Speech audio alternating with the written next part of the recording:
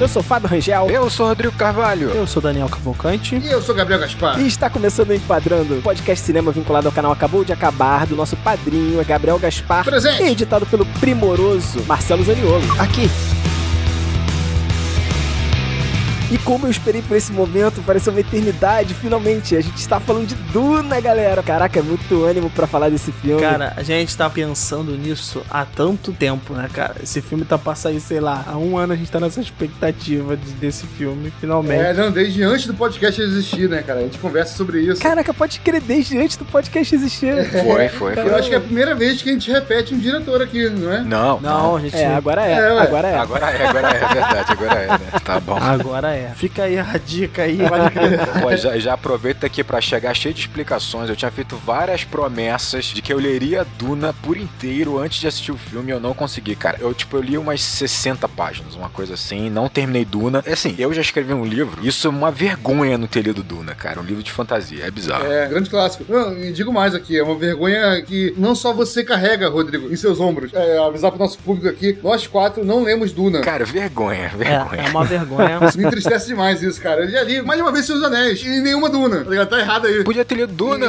Mas sabe quem leu Duna já? Eu sei uma pessoa que O leu. nosso editor Marcelo Zaniolo. Exatamente. Ele já leu Duna. Então, Marcelo, por favor, se a gente cometer alguma gafe aqui, você já vem aqui, entrando de sola. Corrige a gente. Li faz uns 92 anos e meio, né? Então vamos baixar as expectativas. Mas combinado, eu prometo ajudar quando eu conseguir. Eu tenho a impressão que vai ser o programa com maior participação do Marcelo na história. Vai ser o nosso quinto elemento. Não precisa cortar a gente não, Marcelo. Interrompe e fala, isso que eles falaram agora? É merda. Besteira, bullshit. Bullshit. Na verdade é tal coisa, beleza? Filme dirigido por Denis Villeneuve. É Denis Villeneuve, a gente falou errado. A internet começou a falar certo agora. Nosso queridinho Denis Villeneuve. Ah, não, perfeito então. Denis Villeneuve. A gente já falou de um filme dele aqui antes no Enquadrando, né, que foi A Chegada. E ele é um diretor muito querido, pelo menos pra mim, porque ele mexe com um gênero que eu particularmente amo, que é o sci-fi. Tô apaixonado por ele. Porra, falar de Duna, falar de Villeneuve, falar de sci-fi. Encontrar com ele uma vez, eu daria um beijo na bochecha dele. Um beijo instalado na bochecha dele.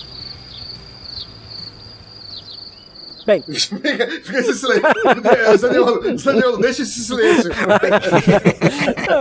Constrangedor, no mínimo. Foi constrangedor. Obrigado aí, gente. Me deixar mais constrangedor ainda do que já Eu tava. não sabia como complementar. Tudo bem. ficou difícil, né?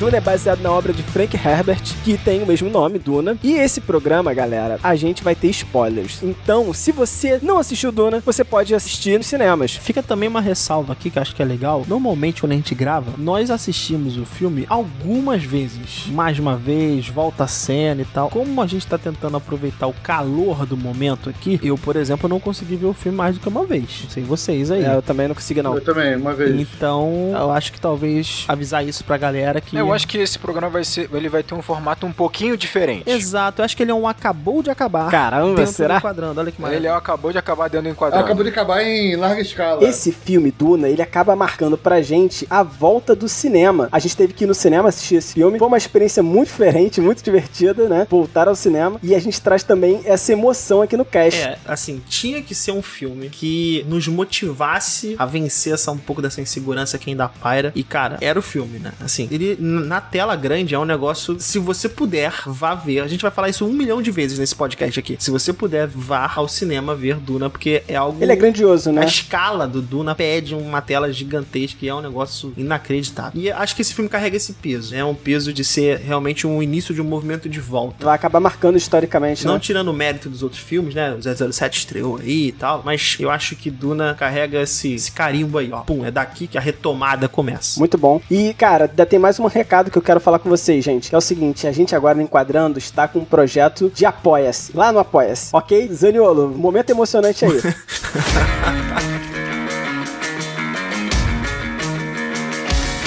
É o seguinte, cara, a gente tá com um projeto lá, né, no Apoia-se, pra justamente a gente conseguir expandir o Enquadrando, né? Vocês sempre pedem coisas pra gente, né, como, por exemplo, outros episódios. Aumentar a periodicidade, acho que é o principal pedido, né? Tem outros filmes que vocês pedem, né? Enfim, a gente não trabalha com o Enquadrando, né? Cada um de nós aqui tem as suas profissões, a gente segue o Enquadrando de maneira muito dedicada, mas é assim, pra gente conseguir se dedicar mais tempo, de maneira melhor, otimizar o Enquadrando da melhor maneira possível, a gente tá pedindo suporte suporte de vocês. E esse suporte pode ser financeiro, do ponto de vista aí do após, ou continuar o que vocês estão fazendo, que é incrível, que é divulgar a informação, divulgar os nossos podcasts. Cada episódio a gente divulgando, é maravilhoso. É incrível, nossos ouvintes são incríveis. E aí, galera, se vocês apoiarem lá também, tem algumas recompensas. Uma das recompensas que eu acho que é mais legal é o acesso a um grupo do Telegram com a gente, né, que a gente quer aproximar de vocês e a gente quer poder criar essa comunidade que é os ouvintes do Enquadrando com a gente. Então, cara, vamos lá, dá uma força pra gente no projeto se puder. E se não puder, tudo bem. Só de você estar divulgando, só de você estar ouvindo, eu já fico muito feliz. Já é incrível. E fica aqui a ressalva. No futuro, a ideia é essas categorias serem preenchidas com mais bonificações. A gente tá com 1000 ideias, mas realmente, pra tirá-las do papel, a gente precisa de muita organização, sobretudo da ajuda de vocês. Então, quem puder, colabore da maneira que puder e tá tudo certo, tá tudo em casa. Então vamos falar do filme, Daniel. Vamos falar do filme. Sinopse. Paul Atreides, um jovem talentoso de destino grandioso, deve viajar para o planeta mais perigoso do universo a fim de garantir o futuro de sua família e de seu povo. Pô, excelente. Excelente. Épico. Eu pensei que em dado momento ele ia chegar pro Aquaman e falar, me chame pelo meu nome. Nossa. Isso daí realmente... Nossa, mas aproveitar essa sinopse que o Fábio trouxe, cara, se a gente julgar o filme ou a obra só por essa sinopse, é extremamente genérica, assim, parece realmente nada demais, algo que a gente já viu várias vezes em histórias, em livros, em filmes de ficção científica, e até vos digo o seguinte, de repente a gente já viu várias vezes coisas similares, sombras, espelhos similares desse tipo de sinopse, justamente por serem influenciados pela obra original. Exatamente, né? Que é justamente como o Fábio falou, né, esse livro aí de 65. Tirar o elefante da sala logo aqui, pra quem não sabe aqui, rapidamente, um parênteses, Daniel é um entusiasta, um grande fã de Seus Anéis, do tipo assim, o casamento dele foi com o tema de Seus Anéis.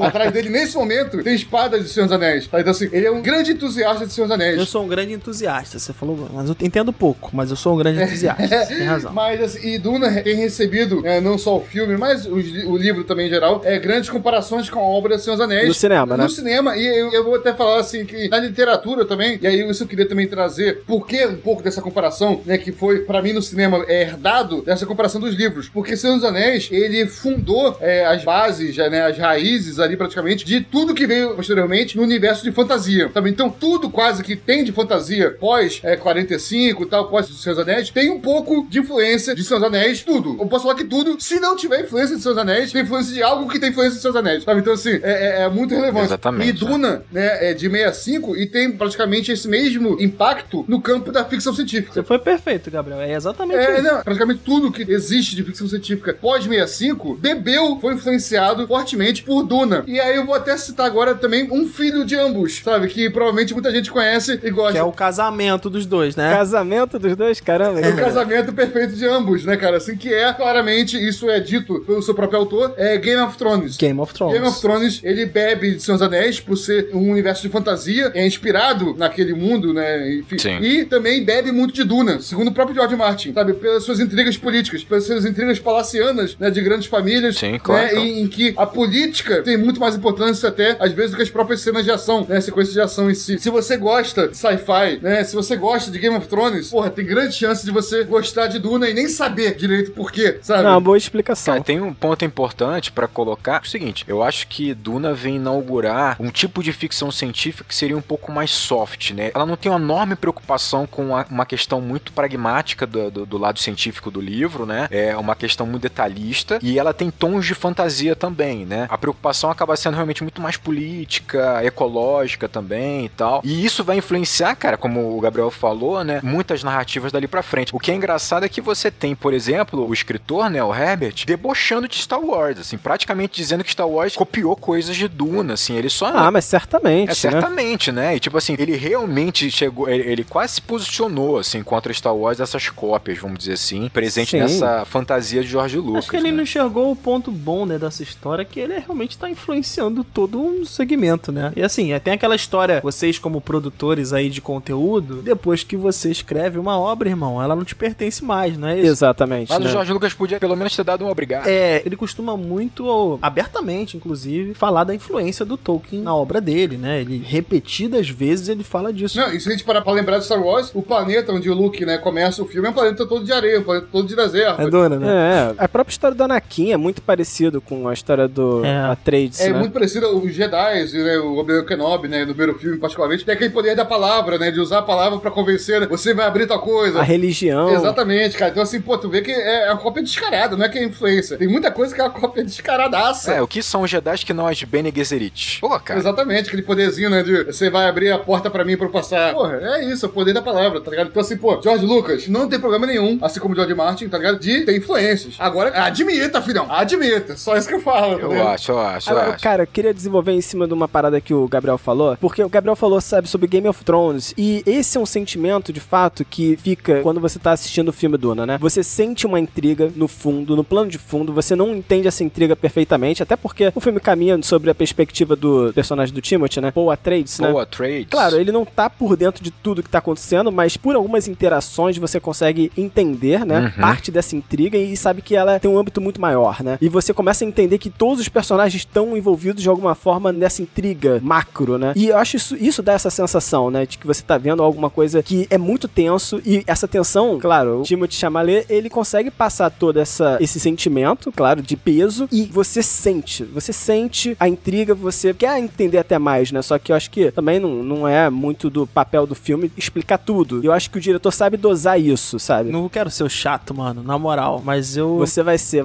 Eu não sinto esse peso todo que tu colocou nas tuas palavras, não. Cara. Sendo bem franco, eu não sinto também, não. Sinceramente, eu acho até, pelo que eu escuto falar de Duna, eu esperava uma trama política muito mais forte. Eu não entendo certas posições do filme. E aí tem toda uma questão aqui que a gente vai ter que levantar, que é um filme que é uma abertura pro próximo. Mas, pô, ele é um filme fechado. Ele tem que ser explicado enquanto é um filme fechado. Não, eu concordo com o Daniel, né, que realmente eu sempre ouvi falar muito das tramas políticas de Duna. E aqui eu entendi a trama política principal. Tem traições, tem reviravoltas, tem algumas coisas que surpreendem ainda a gente, mas realmente eu tava esperando um cenário mais complexo. Eu não li o livro, como a gente falou. Ô, Gabriel, eu te falei, cara, eu li 60 páginas, ou um pouco mais que isso, e você já sente que esse contexto político é muito aprofundado e complexo. É muito mais forte, muito mais pesado, tipo, né? Muito. Mas olha só, eu entendo, mas a questão é uma adaptação. Se a gente perder tempo adaptando todo esse contexto político, ao invés de pensar nessa adaptação como, cara, eu tô na perspectiva desse personagem e eu vou fazer você sentir esse peso. Porque isso foi uma coisa que me passou. Ok. É escolhas, Fábio, como você falou, são escolhas. É escolha de um diretor, tá ligado? O filme já tem 2h30. Se ele quisesse gastar mais meia hora num jantar, tá ligado? Político, exato, e tá sendo debatido várias coisas, me disseram, e aí, Zaniolo, por favor, me interrompa se eu estiver falando besteira, me disseram, por exemplo, que tem um jantar muito importante no primeiro livro, né, que aqui no filme passa em 3 segundos, em que, né, principalmente o protagonista e a mãe, eles ouvem mais ou menos o pensamento das outras pessoas. Tem um jantar sim, cara, e um jantar incrível, tá? Que não é o que aparece no filme. Ele basicamente reúne todas as pessoas importantes, né, nessa cena com a família Atreides, e é importante pra você entender as dinâmicas, sabe? O que cada um quer, como cada um pensa, como cada um age. Só que assim, Gabriel, não tem leitura de mente não, cara, não que eu lembre pelo menos. O que tem é uma leitura de sinais, de gestos, as sutilezas das cenas, as entrelinhas, sabe? Não chega a ser uma magia ou algo do gênero, não. Agora, é uma cena realmente bem difícil de adaptar, ela seria enorme, ficaria bem confusa, ainda que sim, eu como leitor tenha sentido falta dela no filme. Então, assim, tem no livro toda uma dinâmica em que você vê esses personagens ouvindo outros personagens pensando em uma coisa e falando outra. E aí tem toda a interpretação por trás disso, né? Não necessariamente a pessoa que tá fazendo isso é um traidor, sabe? Tem vários motivos. Você falou um bagulho que eu vou guardar pra falar logo mais, eu vou falar uma parada em cima do que o Gabriel acabou de falar. Eles estão falando uma coisa e pensando em outra. Genial. Não, isso é muito louco, isso é fantástico demais. Mas aí é escolhas. O filme já é longuíssimo, tá ligado? O filme tem um ritmo, pra mim, até bom. É bom, não é lento, não. Não é tão lento comparado até com outros filmes do Villeneuve. Pensa, pô, um filme do Villeneuve de 2h30, eu pensei, caralho, vai ser, porra, paradaço.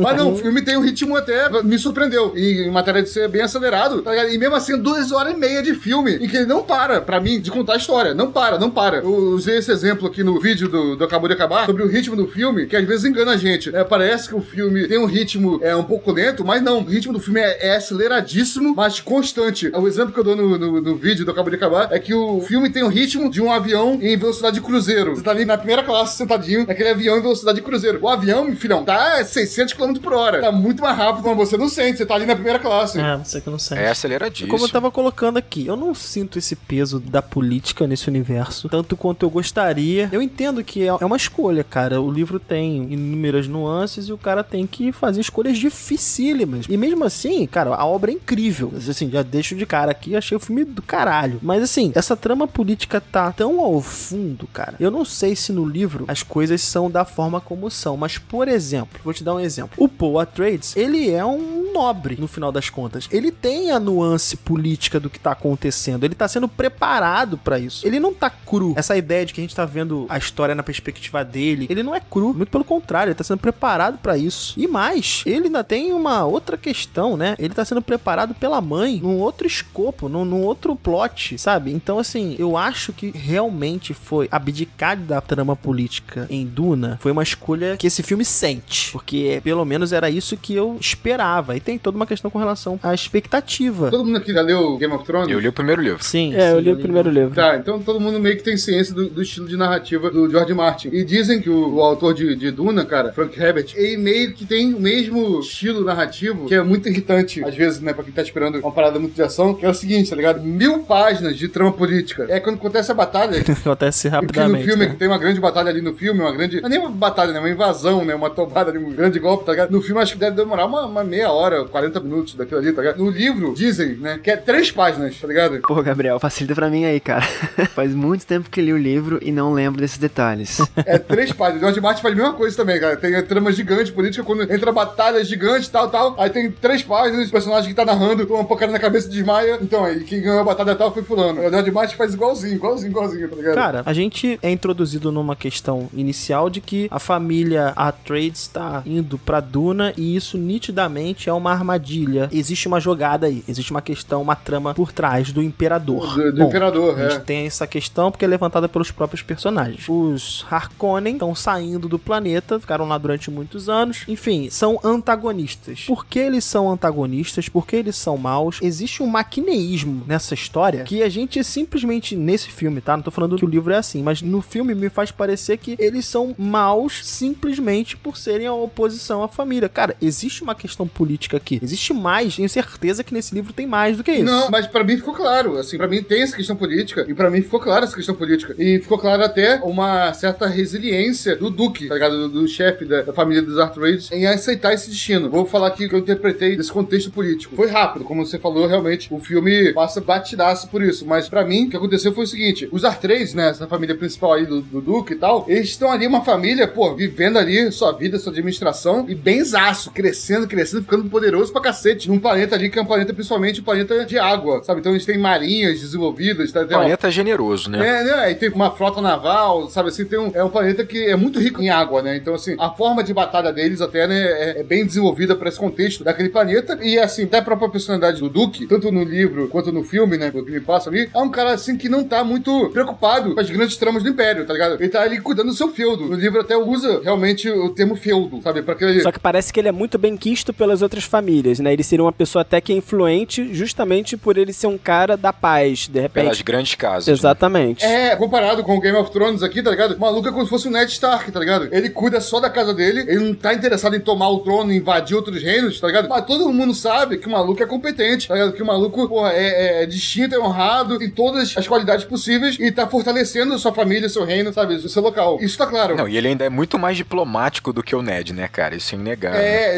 Ainda é isso. E tem essa veia, né? Muito mais hábil que o próprio Ned em si. E até falo aqui uma parada que, né, depois a gente vai tratar mais disso, né? Que as mulheres naquele império têm um certo poder, particularmente poder que eu falo, poder simbólico, um poder metafísico até de prever o futuro e por aí vai, sabe? Mas o próprio personagem do Duque, assim que ele se apresenta, sabe? Ele já chama seu filho, ele faz uma previsão extremamente precisa do que vai acontecer. Tem uma leitura perfeita na minha concepção e ao mesmo tempo resignada, sabe? E ele não pretende fugir dessa leitura. Ele fala o seguinte pro filho, olha, tô cuidando da minha família, da nossa família tá muito forte, ela chega a ameaçar o poder do imperador, não tenho essa pretensão de derrotar o imperador, mas sei que o imperador está se sentindo ameaçado pela nossa força, o imperador nomeou a gente pra ocupar esse feudo de deserto, ela chama feudo até, pra gente ocupar o que era anteriormente o poder daquela outra família, e aquela outra família contra-atacar a gente, vai querer se vingar, vai atacar a gente, e na pior das hipóteses, hipóteses. Ou a gente ganha ou a gente perde, mas vai sair as duas famílias enfraquecidas. E o poder do imperador está garantido. Então, assim, ele tem essa leitura perfeita. É uma leitura interessante. E não, ele tem essa leitura, ele fala pro filho dele essa leitura. E ele aceita isso. Ele tá indo pra armadilha. Ele sabe que é uma armadilha receber aquele reino. Ele sabe, claro que ele Não, sabe. mas assim, eu acho que a trama é mais complexa que isso. Não, Entende? perfeito, a trama é mais complexa, certamente. Porque pensa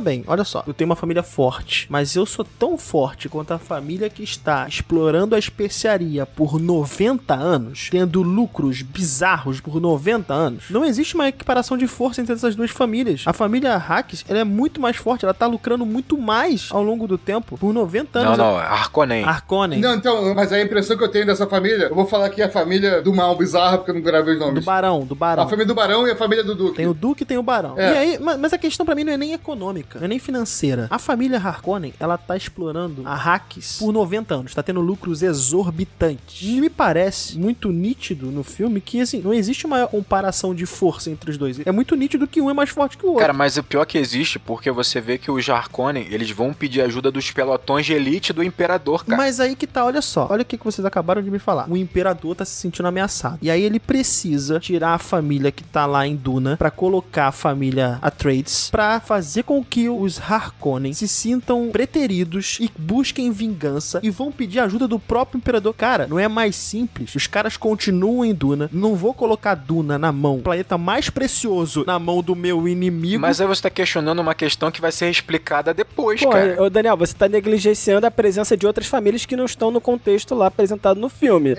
Agora, a gente não sabe o contexto todo, mas assim, mas o Pois Imperador... é, mas é justamente isso. Essas famílias não estão no filme. Eu não consigo entender esses contextos. elas são citadas. Pensa como imperador. Você ia virar pra família do Barão, toda poderosa pra cacete e tal, influenciada 90 anos de especiaria, maluco bombadaço e tal. Fala, então, agora vocês vão sair desse planeta, vão invadir o planeta do Duque, tá ligado? E vão dar um pau neles. Eu falo, pô, filhão, tem outras prioridades, imperador. Perfeito. Não, e não é só isso. Ele mesmo disse que pode gerar uma guerra completa entre as casas. A coisa tá por baixo do pano. Não, e aí ele faz o seguinte, ele vem pra família do Barão, fala o seguinte, família do Barão, seguinte, dá um tempo, vai ali pra navezinha tua, que eu vou dar esse planeta aqui pro planeta do Duque. Se você se sentir ofendido, ataca eles. Mas aí é contigo, eu tô dando esse planeta aí pro planeta do Duque. Daniel não seria um bom político. Não seria. Nessa situação é. Desculpa, tá? Não, mas deixa. Cara, mas eu acho que a gente tá discutindo uma parada que não faz muito A sentido. gente tá parando num ponto que não vai andar.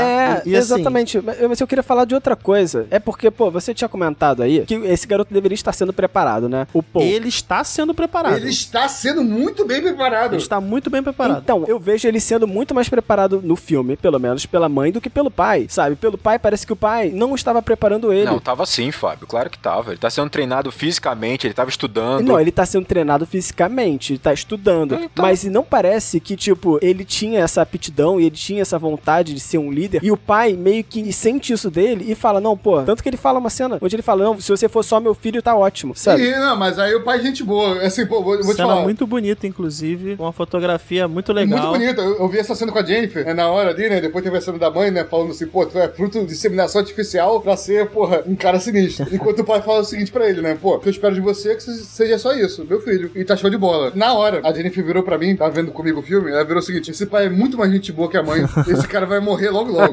Não, e a própria cena te diz isso, né? Um caminho formado por túmulos, né? Eles estão no caminho formado por túmulos. Eu acho que essa cena ela deixa muito claro que, tipo, o pai ele foi reconfortar o filho, porque a cena já deixa muito óbvio o seguinte, que ele é, entre aspas, obrigado a seguir a tradição. Ele não tem escolha, sabe? Tipo assim, só que o pai não tá pressionando ainda mais. Tá claro aquilo, o cenário deixa claro. Ô, Rodrigo, complementando pra você, cara, como eu falei pra mim, o Duque, o pai, ele é o Ned Stark da bagaça, porque nem o pai queria assumir, né? Lembra? O Ned Stark, ele não ia assumir a família Stark. Ele é o, né, o segundo filho, ele não é o filho mais velho. Sim, ele é o segundo filho. Ele nunca foi preparado na vida inteira pra assumir, né, a família e só assumiu porque o primogênito morreu. E aí ele assumiu a família Stark. E o Duque, cara, é igualzinho. O Duque fala isso pro filho dele. Ele fala, eu nunca quis herdar essa família, nunca quis ser Duque, mas pô, quando chegou a hora, caiu em minha responsabilidade, Exato. aceitei, tá ligado? Aceitei. Claramente a gente vê que ele foi um excelente Duque, a ponto de crescer tanta família que ameaçou o imperador. Claramente você vê que ele foi muito competente nisso. Sim. E ele vira pro filho, como o Ned Stark faria, uma generosidade incrível. Aí ele fala, pô, filhão, você é o próximo aí a ser Duque. Se tu não quiser, filhão, tranquilo também, beleza. A gente, sei lá, a gente vota alguém, a gente faz sorteio, faz qualquer coisa. Eu vou até falar sobre isso mais pra frente melhor, mas você percebe que o Villeneuve, ele trabalha bem essa cena, algo que ele vai fazer ao longo de todo o filme. O diálogo, ele tá comunicando algo. Ele tá dizendo basicamente o seguinte, eu te entendo, eu te compreendo, eu vou estar do seu lado sempre, meu filho. Só que quando você vê o enquadramento, colocando os dois tão pequenos, tão diminutos, frente aqueles túmulos, aquelas lápides gigantescas, deixa muito claro o seguinte, há uma lealdade aos antepassados de tal maneira naquela família que não há escolha pro Paul. Não há escolha. Não, perfeito. Isso aí é a direção falando, Rodrigo. Isso é a direção comunicando. A direção mostra que eles têm essa ilusão dessa escolha, desse livre-arbítrio. É, exato. O pai fez um afago, cara. Fez um afago. Mas você percebeu, então, o Paul tão talentoso assim politicamente como ele deveria ser, sabe? Sei lá, visto um treinamento, visto alguma coisa assim? Não, eu acho que ele ainda é, tipo, em termos políticos, tanto é que ele é corrigido, né, pelo Josh Brolin. Como é que é o nome dele? Thanos.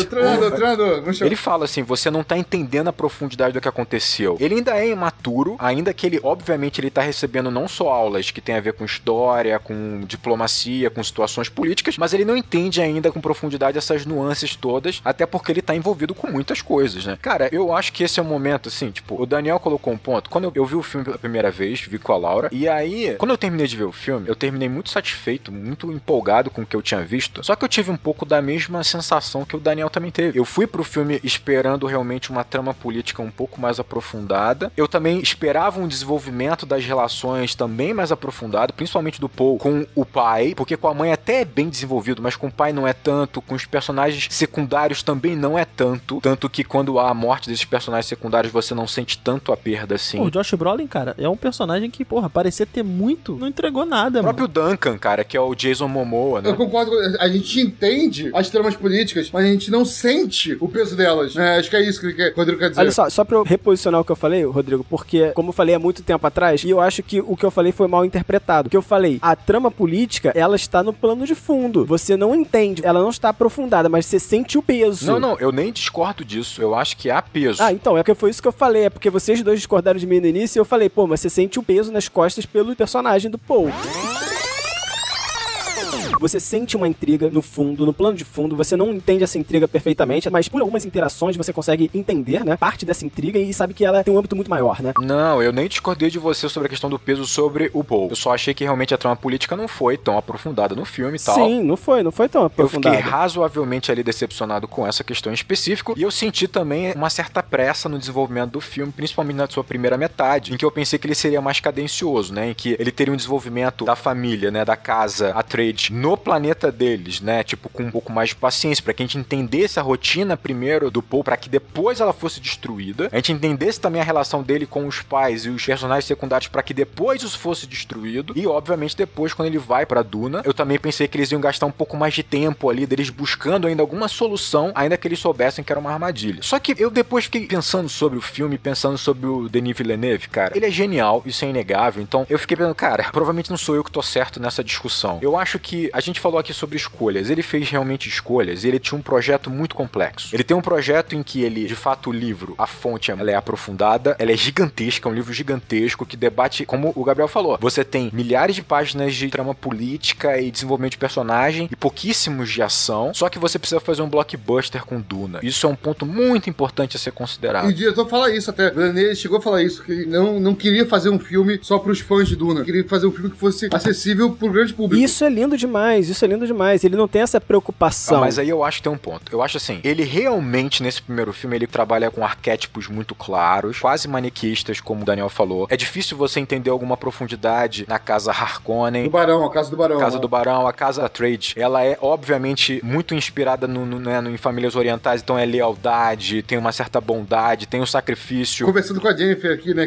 A casa boa e a casa má. Eu te falei, é um maniqueísmo. É, exatamente. Há isso de fato, mas eu acho o seguinte, eu acho que ele optou por criar uma estrutura muito clara ao longo do filme, uma trama também muito clara, pra que se comunicasse realmente com o maior público possível. Então, assim, ele cria uma estrutura muito clara, ele cria uma trama clara, ele cria signos que são fáceis de você identificar. Então, vamos dizer assim, entre aspas, tá? Ele transforma esse primeiro Duna, ele dá elementos de Star Wars, né, em que você identifica as coisas com uma certa facilidade, a estrutura é clássica, porque eu acho que ele tem uma responsabilidade de atrair o público. Ele precisa atrair o público, comprar o público, e aí sim, eu acho que ele vai aprofundar no segundo filme. Perfeito, cara. Perfeito. Eu concordo em absoluto, mas, obviamente, isso tem um preço. Aí eu acho que o segundo filme, ele vai ser mais Duna. O segundo filme, ele já ganhou, ele já cumpriu a responsabilidade dele, e aí ele vai levantar essa trama política e essa profundidade e complexidade dos personagens, cara, no segundo filme. Ele tinha duas questões, né? Ele, primeiro, é um filme que a continuação dele não está garantida. Isso Exatamente. eu preciso reforçar. Olha, enquanto eu tô editando aqui, já temos novidade, a continuação foi confirmada, as gravações estão previstas para 2022 e a estreia para outubro de 2023.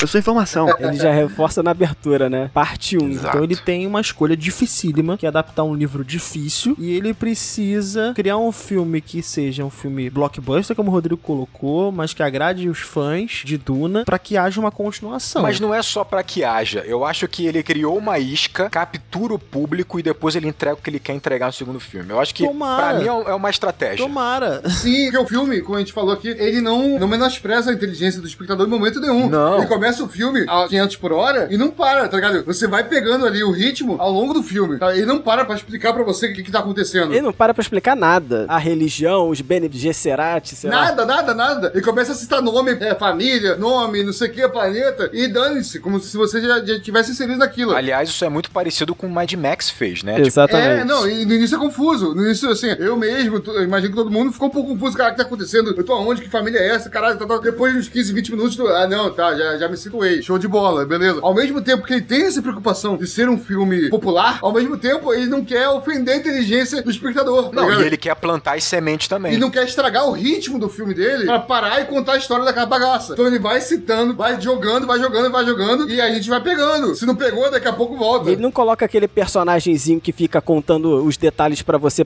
entender as coisas, O né? personagem orelha, né? Não, ele vai Que reino é direto. esse? Estamos nesse reino agora. Dessa família. O que faz essa família? Nossa, tem 200 anos. Essa família ocupa tal coisa. Ele usa certos recursos, sim, pra explicar, gente. Vamos lá, acho que vocês não estão lembrados do filme. Um ou outro recurso ele vai usar. Ele é didático. Perfeito, Daniel. Ele usa recursos pra explicar o filme, mas eu falo que são recursos que não diminuem o ritmo do filme. São recursos que estão camuflados ali na trama. Claro. De fato, ele consegue casar essas duas coisas. Duna precisa desse didatismo, gente. Não tem como. Mas olha só, o que eu tô falando, Daniel, é o seguinte, tem muita coisa ali que ele não explica e nem usa esse recurso pra explicar. Por exemplo, a questão de não ter computadores e os humanos serem computadores, aqueles caras específicos. Os Metatats, Metatats, acho, Metatats. Isso é uma parada que eu vejo muito bem um filme de ficção científica onde você vai colocar um personagem que vai falar o seguinte, alguma coisa do tipo, não, porque eu vou chamar fulano porque fulano é um Metat, um supercomputador. Eu acho que ele simplesmente removeu isso do plot e tornou o plot mais simples. Exatamente, mas o que eu tô falando é isso. Tem muita coisa, é um sci-fi, tem muita coisa a ser trabalhada. E ele fala, olha só, eu vou passar pelas coisas direto, eu vou explicar, claro, tem que ter explicação, tem que ter o recurso, mas do que de fato é importante pra você entender o que está acontecendo, sabe? O que de fato vai ajudar meu roteiro. Cara, vou dar um exemplo aqui de uma tecnologia que aparece no filme, né, e é muito importante até pra história como um todo, é aquele campo de força individual, que quando, né, você é atingido por algo, né, ele bloqueia, mas se for uma arma, algo mais lento, fica vermelho ali, né, e ele deixa penetrar. E aí, enfim, tinha várias lutas, né, da galera com espada, com lança, né, o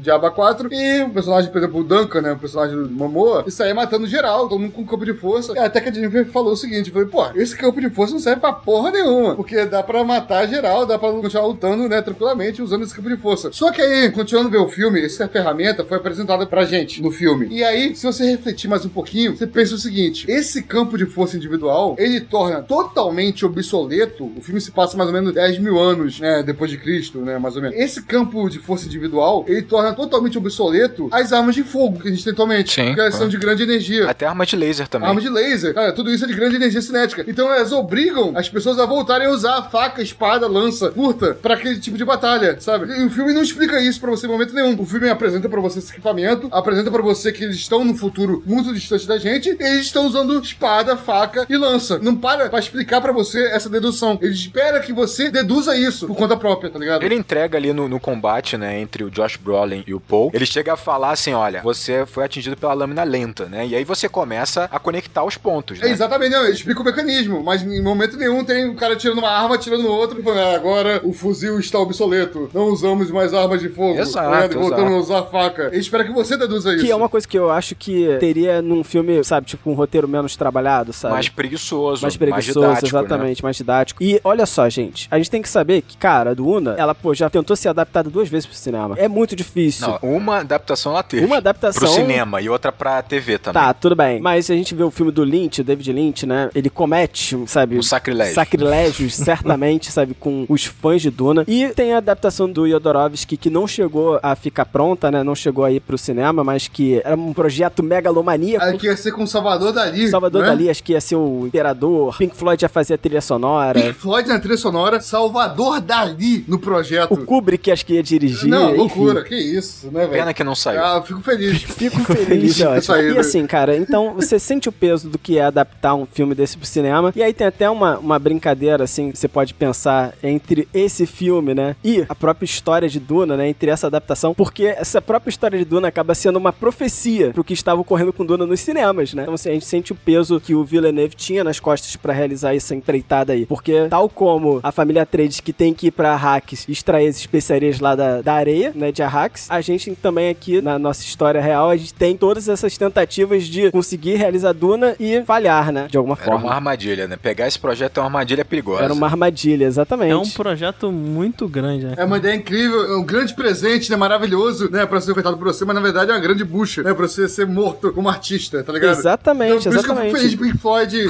Salvador Dali, ter pulado fora, velho. Ah, cara, Muito mas feliz. ficou pro cara certo, Ficou né? pro cara certo. Ficou pro cara É, o certo. pessoal, assim, eu não conheço, mas dizem que essa adaptação para a TV tentou ser o mais honesta possível, assim, com o orçamento que tinha e tal, mas... O problema era o orçamento, né? Ruim. Eu acho que muito desse Duna, assim, ser um sucesso, quer dizer, a gente acha que vai ser um sucesso, né? A gente tá aqui no calor do momento, todo mundo gostou, eu gostei também, mas acho que muito tá, primeiro, né, na visão do diretor e aí na ideia da fotografia, na trilha. Pra mim é um sucesso. E nesse cast que, pô, acertou, né? Sobretudo no seu protagonista, cara. Eu acho que o moleque tá bem demais. Cara, mas eu acho que o grande acerto realmente é o Denis Villeneuve. Primeiro, o cara escreveu a parada e o cara dirigiu, e esse filme é direção. A gente tava falando aqui, né? Pra mim, a grande sacada dele foi usar o que há de mais importante no cinema pra contar essa história, que é a imagem. É engraçado, tem muitos críticos e especialistas que relacionam muito a arte da literatura com a arte do cinema, porque as duas constroem imagens, as duas evocam imagens, né? Enquanto que a literatura usa as palavras pra evocar essas imagens na sua cabeça, enquanto você lê, o cinema materializa essas imagens, né? Mas vamos imaginar que o cerne é muito parecido, né? É uma construção de imagens. Só que o livro, ele tem um tamanho ilimitado. Ele pode usar quantas palavras forem necessárias, quantas frases e parágrafos para construir não só essa imagem, mas, por exemplo, para você desenvolver uma trama, para você desenvolver essa trama política, para você construir uma cena, né? Enquanto que no cinema você tem limitações de tempo, né? Limitações. Hoje em dia a tecnologia facilitou muito, mas há uma limitação de espaço. Então, assim, eu acho que o Villeneuve, ele foi muito inteligente em entender onde ele deveria simplificar. Então, ele simplifica, numa primeira camada, a trama e o diálogo. Os diálogos, eles são objetivos, eles são claros, e você consegue entender toda a trama pelos aqueles poucos diálogos que ele te oferece, sem muito didatismo, como a gente tava falando. A mesma coisa a trama. Ele valoriza o ritmo do filme, tá ligado? O tempo inteiro. Então, assim, ele vai explicar pra você o mundo, vai apresentar cada personagem pra você, mas em momento nenhum ele vai diminuir o seu ritmo. Ele vai continuar naquele ritmo cadenciado dele de sempre, não esperando o espectador acompanhar essa trama toda, sabe qual é? Mas inserindo o espectador naquele mundo do nada. Posso tentar materializar numa cena? Eu acho que o diálogo que ele tem logo no início com a mãe é super curto e passa muita informação. Mas é isso, era nesse ponto que eu ia chegar. Eu acho que aí entram também as atuações, mas como eu falei, ele simplifica na trama e simplifica no diálogo, só que ele vai trazer a complexidade, essa complexidade que o Daniel tá cobrando, essa complexidade que a gente esperava da trama política, ela tá nos detalhes, ela tá entranhada nas atuações, ela tá entranhada na trilha sonora. Você sente o peso de um cargo, ou de uma reunião, ou de uma apresentação formal, de uma cerimônia, de uma solenidade, pela atuação, tá ligado? Não pelo texto, mas pela atuação. Não, você pega, por exemplo, tem vários exemplos. Você pega, por exemplo, a relação da mãe com o Paul, assim. Quando você tem aquela cena que é maravilhosa, que o Paul, ele vai ser testado pela reverenda lá, né? Que é a proclamadora da verdade. É muito bom esse título. Quando ela volta a entrar no salão depois do teste, logo que ela entra no salão, ela coloca o gorro no rosto dela, se encolhe. Essa informação, ele traz muito mais coisa do que qualquer diálogo. Você entende o quanto ela tá intimidada, o quanto aquela situação é desconfortável pra ela. O Rodrigo falou quanto ela tá submissa, né, a essa grande figura aí, né, essa freira, sei lá o nome que dá pra ela. Proclamadora da verdade. E um pouco antes, tá ligado? Essa mulher virou pro povo e falou o seguinte, olha, você pode pedir socorro o quanto você quiser, mas sua mãe tá na porta e ela é capaz de barrar qualquer soldado que chegue. Já mostra assim, ela é poderosa pra cacete. Como assim, tá ligado? Não é só isso. Olha só, a gente falou sobre trama política. Olha a trama política. Ele está com a mão enfiado dentro daquela caixa pra passar por um teste de dor. Só que naquela situação ali não é só dor. Quando ele começa a controlar a dor e ele consegue, primeiro, ela tá usando esse teste nele pra poder avaliar se ele vai ser poupado ou não, porque ela sabe da trama, ela sabe o que vai acontecer com a família Atreides, então ela tá ali pra decidir o seguinte: eu vou proteger e poupar apenas a mãe do Paul ou o Paul também, porque talvez ele venha a ser o escolhido, porque ela sabe o que vai acontecer, a família vai ser sacrificada, então aquele teste não é um teste pra ele ser digno simplesmente, aquilo já é a questão da trama política, eles serão poupados ou não, tanto é que depois ela vai até o Barão e fala, os dois têm que ser poupados. Aí você percebe o seguinte, olha como é complexo, ele tá sentindo a dor, ele começa a se controlar, e aí ele começa a ter visões, e ela percebe isso, e ela interrompe o teste no momento que ela percebe que ele tá vendo toda a trama política acontecer. A partir dali ele pode enxergar muito mais do que ele deveria, ele pode enxergar que ela tá ali já sabendo das intenções do Imperador, já sabendo o que vai acontecer. Então olha a trama política numa cena que simplesmente tem ele sentindo dor. É incrível, Rodrigo, incrível. É incrível, é o que eu tô falando, a complexidade, ele está nos detalhes. Os detalhes, Ela tá exatamente. inserida, tá ligado? E ela não para pra explicar pra gente, tá ligado? Não para. Quer ver, ó, a gente falou que o Barão, ele é um arquétipo do mal. Beleza. Só que olha que interessante. Na cena que o Rabban, que é o David Batista, ele chega pra comunicar que as tropas já foram retiradas de Duna, olha que interessante, ele explode em raiva. Essa explosão de raiva, ele simplesmente fala, deixa muito claro o seguinte, ele não consegue entender o que o Imperador quer com aquilo, e ele não consegue entender por que o tio dele, o Barão, se submeteu a isso, porque ele é estúpido. Aí o Mentat, ele corrige o Rabban, deixando muito claro o seguinte, sem ofendê-lo, falando assim, olha, você não tem capacidade de entender o que tá acontecendo aqui. Aí o Barão vira pra ele e fala assim, olha, alguns presentes não são presentes. Cara, pouquíssima informação, você entende que o Rabban, ele é um estúpido, mas ele é tão leal e tão brutal que ele acaba sendo uma peça importante. Você percebe que o Mentat, ele não defende o Rabban como um líder daquela parada. O cara faz uma expressão do tipo assim, mais uma vez ele não entendeu o que está acontecendo. E aí o Barão, quando ele termina de provar pro Rabban que tudo tá dentro de um plano, você vê que ele esfrega a cara, ele se contrai como se ele tivesse cansado. Como se ele tivesse assim, cara, isso faz parte, é parte de toda uma estrutura e um plano, e eu vou executar porque eu sou o Barão dos Harkonnen, mas eu tô cansado. Olha o detalhe de interpretação, o detalhe de construção de cena, quanta informação é passada. Quando ele, por exemplo, essa proclamadora da verdade vai até ele, né? Quando essa Bene Gesserit vai até ele, cara, primeiro, ela cobra um isolamento de silêncio ali pra aquela pequena reunião, então já mostra que ela não confia no que tá acontecendo ali, ela tá ali porque ela tem que tá, não tem o que fazer, porque o Barão naquele momento é uma peça importante. Quando ela sai, o Barão de novo esfrega a cara e fica um tempo do tipo assim, putz, cara, é isso que eu tenho que fazer parte porque eu tenho que fazer. E aí o Mentat vira pra ele e fala assim, pô, você não pode simplesmente mentir pra ela. Aí ele faz uma cara do tipo assim, cara, eu sei que eu não posso mentir, eu não vou mentir, eu entendo tudo isso. É uma expressão só, cara. Tipo assim, ele nem chega a falar direito a parada, ele só corta o cara e fala, eu sei. Então, tipo assim, a complexidade desse filme tá totalmente nas interpretações, nas expressões e na construção de cena. A trilha sonora, por exemplo, às vezes ela tá muito tensa, mas muito, porque ela fala muito alto, essa trilha sonora. Ela tá muito tensa e você não consegue entender porque o diálogo em si, o que tá acontecendo, não é tão tenso quanto a trilha sonora. Por quê? Porque aquilo vai se tornar tenso, aquilo ali é importante pra um ponto lá no futuro, né? A trilha sonora é uma dica pra gente, né? Uma dica. É uma dica, é mais uma camada de tensão que tá sendo colocada pra talvez criar mais tensão sobre os ombros do Paul, por exemplo. Eu acho que a grande sacada do Villeneuve é entender o seguinte, eu preciso simplificar a trama, preciso simplificar o diálogo pra me conectar com o máximo de público que eu puder, mas eu vou usar o cerne do cinema, que é a imagem, e a imagem é a interpretação, é a fotografia, aí também pode pensar na própria trilha sonora contribuindo pra imagem, ali eu torno ela complexa. Profundo também, né? Profundo também. Torna profundo. Exatamente, que a gente tá falando do túmulo. A cena em que o pai tá falando com o filho deixa claro que o filho não tem escolha, não. O diálogo diz que tem, mas a cena tá claríssima que ele não tem escolha, porque ele tá no meio dos túmulos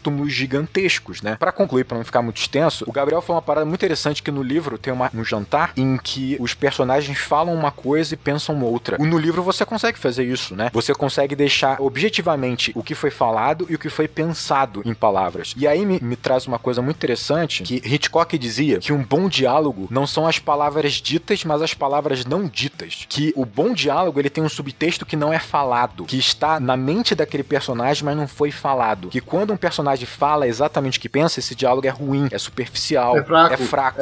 E esse filme, ele é totalmente assim. É um olhar da mãe pro Paul que mostra o quanto ela não pode falar mais do que ela já está falando e quanto o Paul já há muito tempo vem desconfortável com a posição que ele tem e com o treinamento que vem dela, com algo que ele não entende bem o que é. Cara, tem um diálogo muito pequeno quando eles estão chegando em Arrakis, os dois no avião, ele e a mãe, sabe? E alguém chama ele de Messias e ele fala, então os Bene Gesserit já estiveram aqui. Exatamente. Sabe, exatamente. tipo... E você vê, não que ele é o Messias, Chosen One, escolhido, Matrix, tá ligado? Da mitologia, mas aquele povo acredita nisso porque foi contada aquela história pra eles, então eles enxergam o Paul daquela forma mítica, sendo que ele pode ser ou não. esse personagem mítico. Isso tudo é feito em questão de segundos ali, cara. É brilhante. E que tem o papel da mãe nisso daí, né? Tem o papel da mãe, tem o papel dessa seita aí, dessa seita feminina aí, né, cara, dessa ordem feminina que claramente você vê que as mulheres, elas participam do jogo tão ou mais poderosamente que os próprios homens, né? Você vê que o pai do Paul, ele é um peão, é um duque, ele parece ter grande poder, mas ele recebe uma jogada e aceita aquela jogada e tá lá com um peãozão no tabuleiro, sendo que a mãe não. Ela tem muito mais até autonomia, independência que o próprio pai. Ela tinha recebido a ordem daquela ordem, ela tinha recebido a ordem da ordem, mas vocês entenderam. Das Bene Gesserit. Exatamente,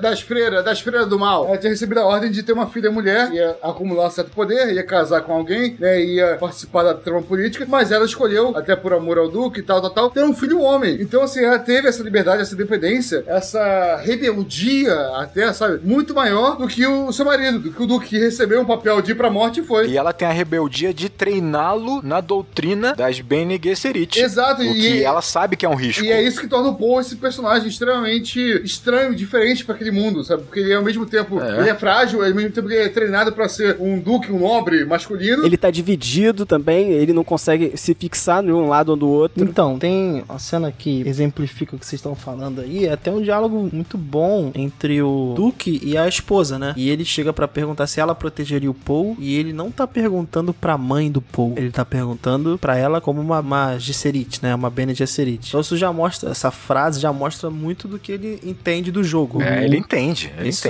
claro. é inegável. Eu concordo com vocês quando vocês dizem que a trama política, ela tá no subtexto e que os atores estão aproveitando esse subtexto, que não tá explícito, pra comunicar, desenvolver seus personagens, né? Com certeza. Eu até falei antes, acho que não tava gravando ainda, eu acho realmente que o Timothée Chalamet entrega muito mais na interpretação do Paul do que explicitamente o roteiro dá pra ele. Ele tem um arco... Acho que todos, na verdade, todos os atores. Mas acho que nele acho que a coisa mais... Evidente. Obviamente ele é o protagonista, né? Então a coisa, né, aparece de maneira mais explícita, mas assim, o filme mostra, o filme contempla certos aspectos. E nisso acho que tem uma coisa bem interessante que acho que esse filme vai fazer também, como o Senhor dos Anéis fez, já aí fazendo um paralelo entre os dois, que é suscitar a leitura do livro, né? Acho que muita gente vai beber no livro por causa, né, do filme. Mas eu fiquei me perguntando, sobretudo, tem um diálogo muito bonito da mãe do Paul com o Paul dentro daquela cabana, que parece um útero, que parece, né? É um diálogo bem interessante, mas eu fiquei me perguntando, cara, esses dois personagens têm um conflito muito grande entre eles. Quando vai aparecer essa cisão? Porque esses personagens vão romper em algum momento. O Paul tá sendo pressionado, né?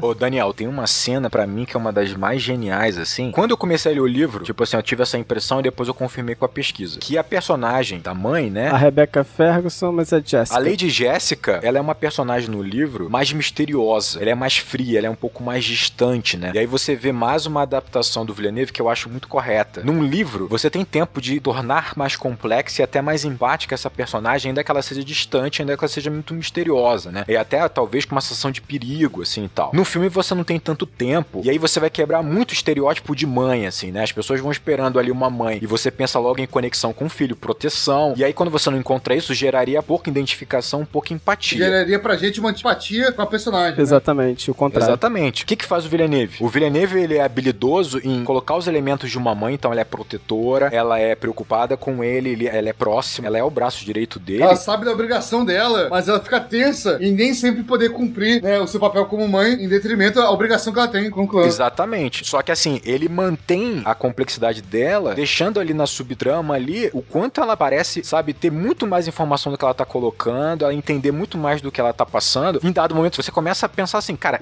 será que ela sabe do plano? Será que ela tá sacrificando parte da família pra proteger o filho? E aí tem uma cena que, puta, é muito linda, quando ela sai do prédio, né, junto dessa proclamadora da verdade, ela tá questionando, falando assim, pô, você é muito desesperançosa, parece que ela tá buscando ainda alguns elementos pra evitar esse sacrifício, evitar esse fim esperado pra família. E aí quando ela volta, ela encontra o Paul. E aí o Villeneuve é gênio em colocar os dois muito distantes e coloca a névoa entre eles. Então, tipo assim, quando um olha pro outro, um vê o outro envolto pela névoa. Ou seja, ali começa uma desconfiança entre o Paul e a mãe, porque ali ele começa a questionar quem é minha mãe, o que ela quer de verdade, por que ela é tão submissa a uma congregação que não tem relação com meu pai. E ele deixa isso muito claro visualmente, colocando uma névoa entre eles, uma distância entre eles. Um não enxerga o outro diretamente tão próximo, né? Tipo assim, fica aquela camada cinza, grossa, pegajosa da névoa. E, pô, tá aí. Tornou ela complexa, tornou ela misteriosa, mas não deixa de gerar identificação com o público. E ao pouco essa extensão vai crescendo, né? O filme basicamente se encerra no momento que a gente pode discutir aqui se, enfim, foi anticlimático pra alguém ou não e tal, mas ele se encerra basicamente com um rompimento entre os dois, né? Com uma decisão dele por cima dela. Mas só pra gente não entrar nisso ainda, Daniel, mas assim, só pra reforçar essa comparação entre a mãe e o pai, que a mãe tem de fato esses poderes místicos de prever o futuro e tentar trabalhar o filho nesse cenário mágico, enquanto o pai, o Oscar Isaac, o Ned Stark, né, de Duna, como eu falei aqui, ele não tem esse poder de prever o futuro, mas ele prevê na lógica. Claro. Ele entende que o futuro dele é sofrer uma armadilha e morrer em um grande golpe do imperador, e mesmo sabendo disso, ele fala pro filho disso, e ele escolhe assumir esse destino, vestir ele. Enquanto a mãe não. Enquanto a mãe, que tem o poder de fato de prever o futuro, ela resolve lutar contra o seu destino e não ter um filho, uma filha mulher. Exatamente. Não ter um filho homem, sabe, contrariando sua ordem. Me faz muito lembrar daquela estátua que tem no filme, né, do touro. O toureiro, a família Atreides tá muito ligada a essa questão um pouco mais, acho que a ideia do hispânico, né? Me passa uma ideia, assim, uma questão assim. Cara, ele tem elementos japoneses, por exemplo, tem bonsai. O mentate deles tem uma sombrinha que é oriental, que é japonesa, né? É uma mescla, né? Mas o que eu ia falar da estátua é que basicamente é uma dança, né? O que o toureiro e o touro estão fazendo ali é uma dança, e uma dança perigosa, e que a gente sabe que a figura mais forte ali, é o que parece, né, vai sucumbir, né? Quem errar seu passe, né, vai morrer. Ele sabe que ele tá participando dessa dança aí, então o Paul, de vez em quando, ele olha pra essa estátua e ela remete basicamente a essa trama política, né? Toda vez que ele tá olhando pra essa estátua, remete, ele tá pensando nesse jogo, tá pensando nessa dança. E os antepassados que ele tem que honrar, porque Bill Mauri tá ali pelos antepassados também, e é complicado a questão de lealdade, né?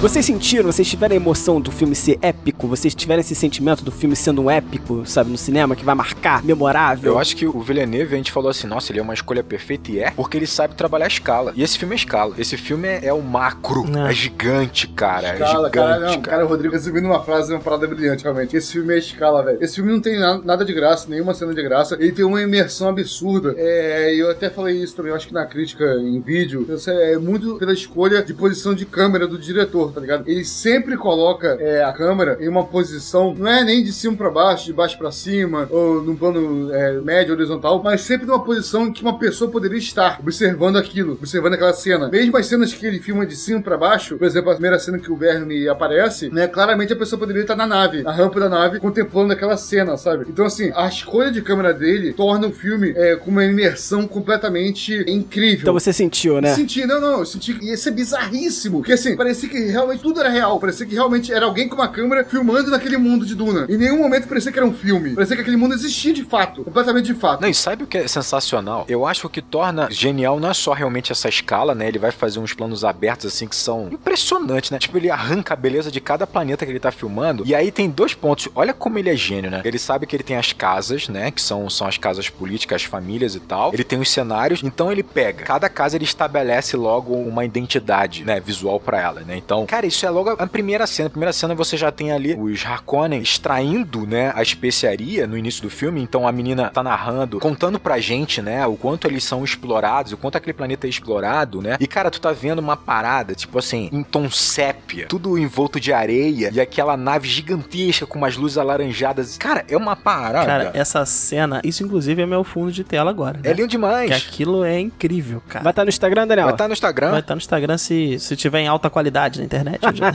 Vai. E tipo assim, depois ele corta, e aí você já tem, ali tem identidade clara de Duna, né? De Arrakis, que é tipo, você tem ali a areia, a poeira, o árido, o tórrido, o laranja, né? O avermelhado. Aí corta, você já tem um Paul acordando, você já ouve a chuvinha no fundo. E isso é tão dissonante pra gente, é tão dissonante. Comunica com a água diretamente, né, cara? Comunica. Parece que o Villeneuve estabeleceu alguns elementos como pigmento. Então, por exemplo, como eu falei, Duna, o pigmento é a areia, é a poeira e a especiaria. Então, as cenas são sempre, cara, tá sempre meio que parece que foi construída e pintada com areia. Você não vê bem o final de nada é tão definido assim, porque a areia sempre tá meio que na frente e cria quadros maravilhosos nesse tom sépia. Aí você vai pra Caladan, aí tipo, o pigmento é outro, é a névoa, são as gotas de chuva. Tipo assim, às vezes você não vê os elementos tão definidos porque a chuva tá sempre ali, a névoa tá sempre ali, então cria outro clima, um clima úmido, um clima azulado, esverdeado. Aí tu vai pro planeta dos Harkonnen, aí a outra é uma sensação de óleo, uma sensação de coisa pastosa, de frio também. É tudo negro, escuro, parece mofo. Passar pelo tom de cada família, né, cara? A forma de pensar de cada família. É textura, cara. É textura, é sensorial. Sabe uma coisa que eu acho interessante? Em todo esse lance que você tá falando de escala. A primeira vez que a gente tem uma visão do verme mesmo do deserto, né? Ele engole lá um negócio lá e a gente tá vendo ele de cima. Da nave, como se estivesse na nave. Só a boca. E aí, quando você tá vendo ele de cima, sabe, você não tem ideia da magnitude dele. E esse é o momento em que você ainda tá olhando aquele lugar, Arrakis, de longe. Olha, isso aqui é um local que a gente tá, mas que a gente vai embora, tá bom? Sabe, tipo, e a visão que o povo tem desse bicho é o seguinte, pô, olha só, tô vendo isso aqui de longe. E logo em seguida, quando ele não tem mais o que fazer, ele vai estar em Arrakis, ele vai estar aliado dos Fremen, logo em seguida, olhando por outra perspectiva, ele tem a visão do verme, sabe, como um deus, que é da mesma forma que os Fremen veem o verme, sabe? Verdade. Ele é um deus. E aí eu fiquei com esse sentimento, caramba, no início, o verme, você tá vendo de cima como um verme, ele é até pequeno, por quê? Porque você tá vendo de cima, você tá vendo de bem alto, sabe? Maneiro. Mas Gostei. quando você vai estar lá, você tá vendo de frente. E sabe o que é interessante? Cara, tu colocou um ponto muito legal. Tipo assim, a primeira vez que ele vê o verme, ele vê de cima, né? E realmente distante, ele vê apenas o perigo que vem do verme, né? Apenas a ameaça dele e a amplitude. E aí, quando ele tá vendo de baixo, você vê que ele não tá amedrontado, ele não tá intimidado. É muito legal isso, assim, tipo, como realmente mudou a perspectiva, porque ele tá cada vez mais incorporado àquele cenário, incorporado àquela tribo que são os Fremen, né? Eu acho que ele conseguiu fazer uma parada. Eu vou comparar de novo com O Senhor dos Anéis. Vai na fé, vai na fé. Vou comparar de novo, porque, Ai, assim, Daniel. era uma coisa muito marcante no Senhor dos Anéis, e até mesmo durante a adaptação, que o Peter Jackson deveria fazer o principal personagem do Tolkien falar. Qual era o principal personagem do Tolkien? A Terra-média. Terra-média. O ambiente tinha que falar. E falou pra você, Dani? Aí quando a gente for gravar sobre o Senhor dos Anéis, tu me pergunta isso de novo aí.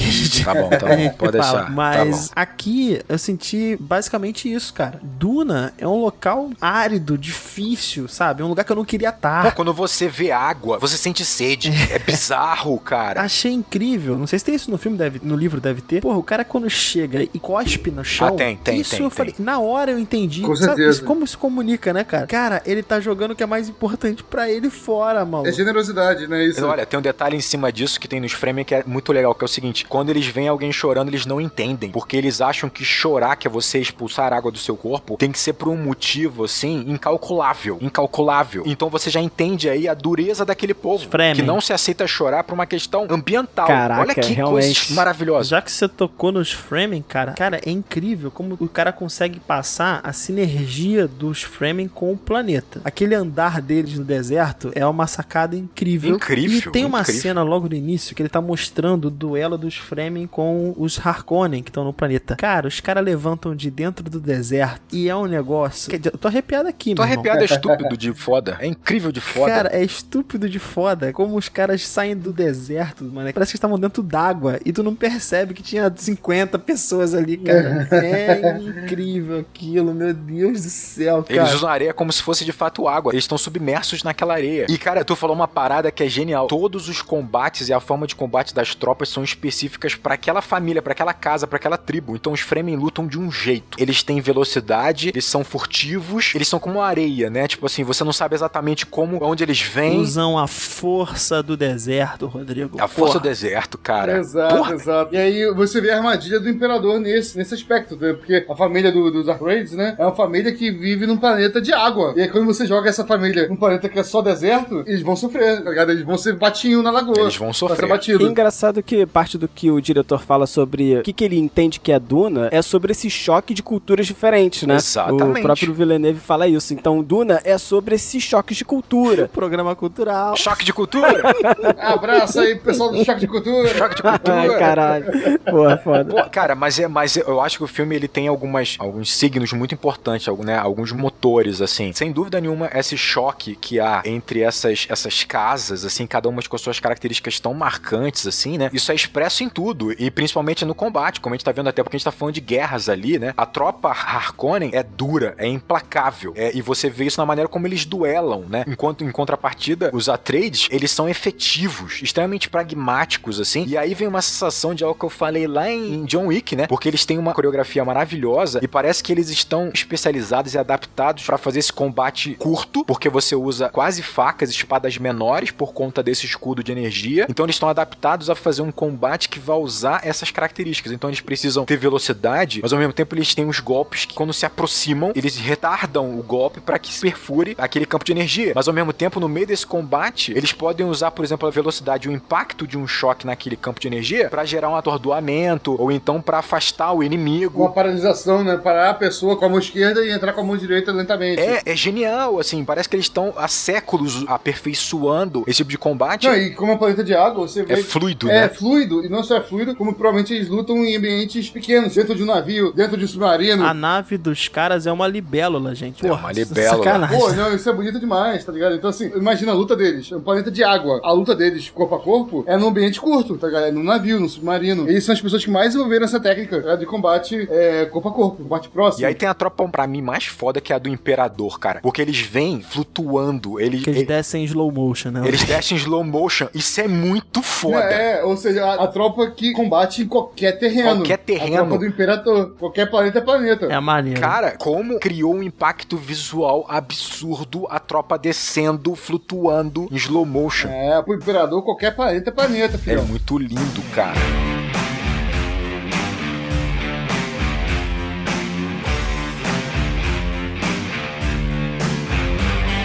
Cara, tem uma frase do diretor que eu acho que ajuda muito a entender um pouco sobre a jornada do personagem principal de Duna, sabe? Que é o Paul. Que ele fala o seguinte, cara, também na visão dele, Duna é um chamado do jovem a tomar as rédeas da própria vida e agir, sabe? E eu acho isso interessante como ele pensa que, cara, ele tem esse pensamento pra poder escrever o roteiro de Duna e pra poder dirigir esse filme, entendeu? Então, é aquele lance. O Paul, eu senti isso e eu falei desde o início. O Paul, ele tem um peso nas costas muito grande e você sente essa pressão. E você sabe que ele vai ter que tomar as rédeas, seguir um caminho. Cara, eu acho, assim, você fez até aí uma evocação da jornada do herói, falando sobre a chamada do herói, a aventura convocando o herói, né? E ele reluta como todo herói na jornada de herói. Eu concordo que há um peso, obviamente tem uma frase dessa proclamadora, né, dessa Bene Gesserit, que ela fala assim, você teve 2 direitos, ou seja, você é filho de um duque e você é filho de uma Bene Gesserit, né? Então, tipo assim, o moleque tem o peso do universo sobre os ombros, assim. Eu concordo, eu só senti falta dar tempo pra que você entendesse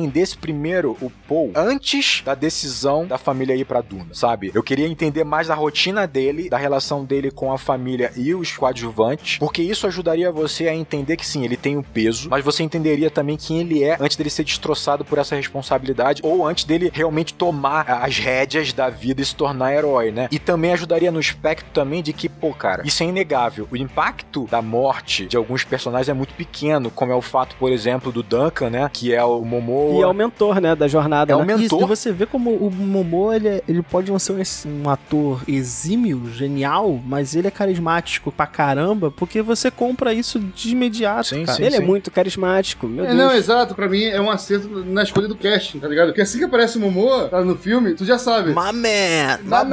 Com a impressão de, Aquaman aí. Assim que ele aparece, tu sabe que você tem que gostar desse personagem, tá ligado? Você se sente próximo dele, fala, não, esse cara aqui é brother. Esse cara aqui, pô, tá zoando ali o protagonista, esse cara aqui, pô, é queridão. Queridão e É, competente. porque até as tropas inimigas respeitam o cara, né? Você vê, pô, os caras... Exato, o filme não mostra isso pra você, mas ele se apoia no peso do ator, tá ligado? Pra gente comprar isso. Sim. Ah, cara, o casting é absurdo demais. Você tem o Javier Bardem fazendo o líder lá dos Fremen. E o cara aparece o quê? 2 vezes. Imagina o cachê do Javier Bardem pra aparecer 2 vezes no filme, né? Não, e ele entrega o personagem já interessante só Exatamente. com 2 linhas de diálogo, cara. O Barão, pô, é incrível o Barão. A maquiagem, a atuação, a Zendaya. A própria Zendaya também, né? A Zendaya aparece bastante, mas só nos flashbacks, né? Ela vai aparecer no final, e eu acho que aí também é uma questão, né? Quando ela aparece, eu esperava ter a sensação que a gente discutiu quando a gente tava... Impacto. Eu esperava mais impacto, Daniel. Não teve, Tipo né? como quando a gente discutiu sobre as vantagens de ser invisível quando aparece o personagem da Emma Watson. A Sam. A Sam, exatamente. Você espera aquele impacto, aquele soco na cara de falar, caramba, é essa pessoa que eu tava esperando o tempo inteiro aparecer no filme, sabe? Tipo, como personagem, sabe? Pra você entender ela. Mas talvez ela não seja ainda, né? Quando ele encontra com ela. Sim, sim. E talvez essa, entre aspas, essa decepção seja simplesmente porque ela tá ali como ela é. Gera aquela questão de que ela é um Fremen que vive naquela condição e ela não é uma entidade, né? É. Então, assim, é interessante, entre aspas, essa frustração. Mas eu acho que assim, eu concordo, como a gente conversou. Eu acho genial tudo que o Villeneuve fez, eu entendo as escolhas, mas eu acho que, como o Daniel falou, tem alguns preços. Então, por exemplo, quando o Duncan morre, quando o Josh Brolin vai pro sacrifício na batalha, você você não sente muito perda, porque eles não foram tão desenvolvidos. Olha que a gente tá falando de grandes atores que pegaram ali aquele pouco tempo de tela e fizeram tudo que eles puderam, e foi incrível. Foi o que eu te falei, cara. O roteiro não entrega tanto pra eles, mas eles conseguem. Não, tu sabe onde realmente pega? É quando o Duke morre e você não sente tanto. Ali você precisava sentir mais, né? Você precisava de mais tempo do Duke com o filho. Particularmente eu senti mais raiva do Barão naquela cena do que a morte do Duke, tá ligado? Pois é, cara. Eu tava mais animado desse filho da puta Sim. do que, porra, Duke. É que, tipo assim, a cena é belíssima. Então, tipo assim, você tem uma montagem ali entre o Paul encontrando o anel, que foi deixado pra ele, né? E essa montagem com o pai prestes a se sacrificar pra matar o Barão, A né? gente percebe a intenção do diretor. A gente entende até a intenção do diretor. A gente não sente ela, né? Aí é só por falta de tempo, de desenvolvimento, de dar tempo pro Oscar Isaac trabalhar o Duke com o filho e com essa trama. Ele se sentir mais sufocado pela trama. Mas aí é foda, né, Rodrigo? Assim, o filme tem 2h30, velho. É a escolha, essa coisa. Pô, mas aí que tá, olha só, o filme tem 2h30. Eu entendo que é uma aposta, né? É uma aposta. É uma aposta, inclusive, uma aposta difícil, uma aposta, né? Quem lê o livro,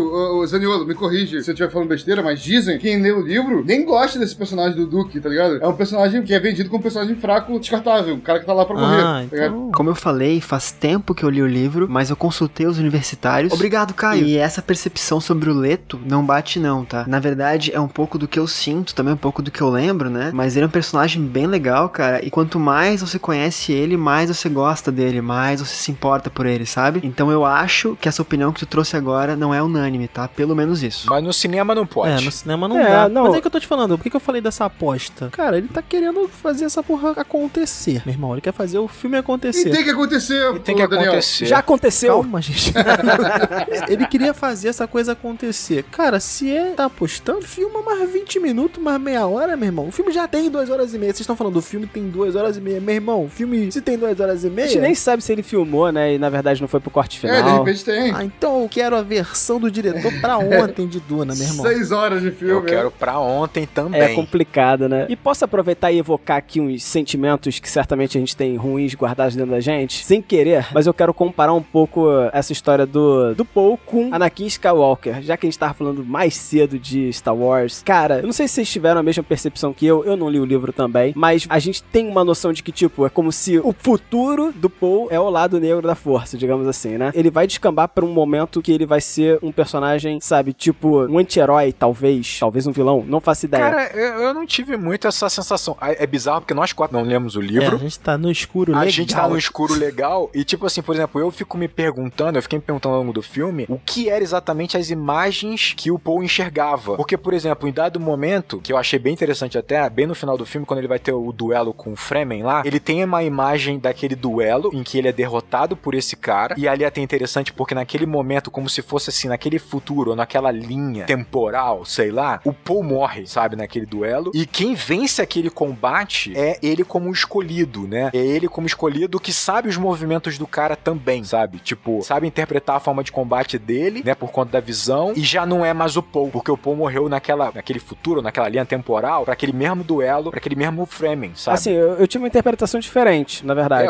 Cara, aqui é só especulação. A galera que lê o livro deve estar rindo da gente agora. Exato, se você lê o livro, você tá rindo da gente, mas tem uma coisa assim que pelo menos eu pesquisei, porque eu fiquei muito curioso. Cara, o que são essas especiarias, né? Por que, porra, o pessoal tá atrás de pimenta, canela, sabe? Tipo, fiquei assim... E aí, não fica tão claro, né? Não fica claro, né? Então, uma questão de que eu fui buscar um pouco isso, né? Tipo, falei, caramba, o que é isso? E aí entendi que, tipo, a especiaria, ela é importante por quê? Por que ela facilita essa viagem, sabe? Tipo, intergaláctica? Porque ela permite que os pilotos calculem rotas. E onde são os pilotos? São esses mentats. Por exemplo, é uma guilda espacial, né? Mas digamos que seja o seguinte, né? Tipo, você precisa fazer um hipercálculo na tua mente. Isso é como se fosse uma droga pra você fazer esse hipercálculo. Não, também, não é só pra isso. Eu acho que também você consegue se projetar pra onde você de fato quer alcançar. A especiaria traz longevidade, então os Fremen vivem pra caramba. A gente entende algumas coisas desses aspectos, mas pra mim, naquele momento do Paul, o que ele tá fazendo? Ele tá, o que a gente vê como ver o futuro, na verdade é calculando as possibilidades do que pode acontecer. Cara, eu não acho... Eu e Gabriel, a gente achou bem confuso esse final. Não, mas Fábio, isso que você falou até abriu minha mente pra uma parada assim, abriu minha mente como essa especiaria abriria. O Fábio é a nossa canela. Nossa canela exótica, nossa canela radioativa aí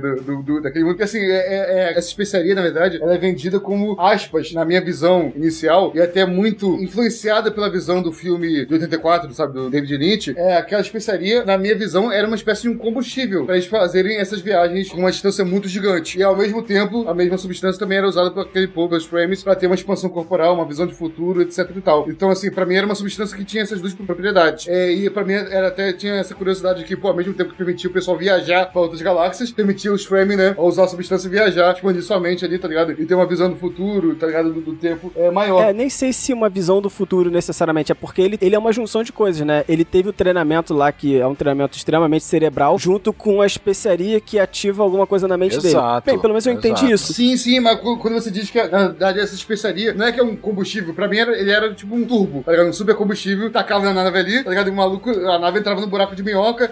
Eu acho que não é não. Não, isso não é não. Não, isso é fantástico, tá ligado? Assim, porque na real, mostra que realmente aquele universo é um universo que é futurista, né? Assim, que se expandiu totalmente com uma tecnologia baseada na expansão das capacidades humanas, do corpo humano. Inclusive as próprias viagens interplanetárias só são possíveis por uma droga, exatamente Sim. O cérebro, né? A projeção cerebral é uma coisa mais biológica. Né? Não, na real também isso é muito coerente com o Zeitgeist do autor, quando escreveu essa porra, né? Nos anos 60, tá ligado? Foi na época da Era de Aquário, o experimentalismo, as portas da percepção. O cara fala sobre colonização, fala sobre ecologia e fala sobre droga, meu irmão. Tipo, é isso. Agora, o que eu acho estranho, Fábio, na tua teoria, é que esse cara que ele duela aparece várias vezes na visão dele como um mentor. Então, mas será que ele não tá pegando os pequenas informações que esse cara deixa? Por exemplo, a relação que ele vê com o próprio personagem do Javier Bardem, esqueci o nome, Daniel. Stilgar, exatamente, Stilgar. Será que ele não viu, na verdade, a relação e aí ele percebeu que quando ele se juntasse aos Fremen, esse cara seria um cara que seria amigo dele e ele tá, tipo, fazendo hipercálculo, porque ele já tá ali dentro daquele mundo, respirando aquela especiaria e ele tá fazendo hipercálculo. Mas aí eu acho que você tá indo muito pro Mentat e pouco pro que ele é de Bene Gesserit. Eu acho que ele é uma fusão. Eu acho que aí, olha só, porra, a gente tá falando que o tempo todo Denis Villeneuve tentou simplificar o que era possível pra tornar o filme um blockbuster. Porra, cara, tu vai introduzir esse conceito na parte final do filme sem iniciá-lo e nem terminá-lo. É uma aposta aí, acho que é uma aposta muito alta, Mas qual cara. o conceito? Tu acha que ele introduziu? O conceito dele tá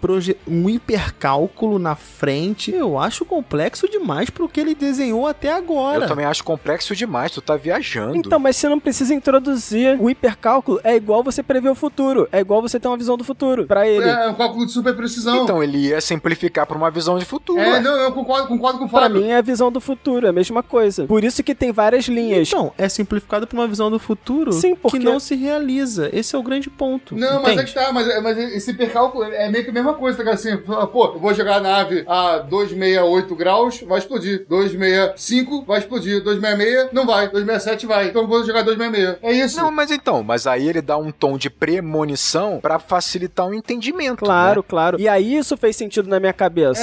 Exatamente. Pra gente facilita o entendimento, mas na verdade é um super cálculo que ele tá fazendo com todas as variáveis possíveis do universo. Eles não teriam condições de fazer. Não, tudo bem, eu concordo com isso. Agora, quando essa visão, esse super cálculo não se realiza, ele não tá simplificando a situação. Muito pelo contrário, ele tá tornando a interpretação dessa estrutura muito mais complexa. E é algo que ele não fez ao longo do filme inteiro. Não, eu entendo. Eu acho que é uma mistura, entendeu, Daniel? Mas ele não precisa explicar. Tanto é que tem uma parte que ele fala da faca. Alguém vai me dar uma faca. Tipo, como é que ele vai saber isso? Eu acho que isso daí, realmente, acho que ele nem tá sabendo que tem a faca ali, sabe? Tipo... Tanto é que tem uma coisa, por exemplo, quando o responsável pela transição foi o doutor. E é até interessante, porque ele vai avisar pro Paul lá no início do filme assim, ó, não confia nessas mulheres aí não, porque elas só pensam em questões pessoais, sabe? Tipo, elas são perigosas, né? No fundo, quem tem uma questão pessoal e vai trair é ele, né? E tipo, é interessante que ele vai dar o remédio pro Paul e ele toma, e ele tá, na verdade, protegendo o Paul, faz parte do acordo, né? Porque se o Paul não toma o remédio, não dorme, ele vai acabar entrando na batalha e pode morrer na batalha. Então ele tá tirando o Paul da batalha pra que ele seja só capturado, faz parte do acordo, né? Do barão com a proclamadora lá, com aquela velha. E é interessante que a mãe do Paul oferece um remédio pra dormir para o marido. E o marido não aceita. Tipo, a mãe oferece, então ela sabia do bagulho, meu irmão, sabe? Tipo assim... Ela sabia. Só que ele fala assim, não quero dormir assim, não. E aí é por isso que ele acorda no meio da parada. Sim.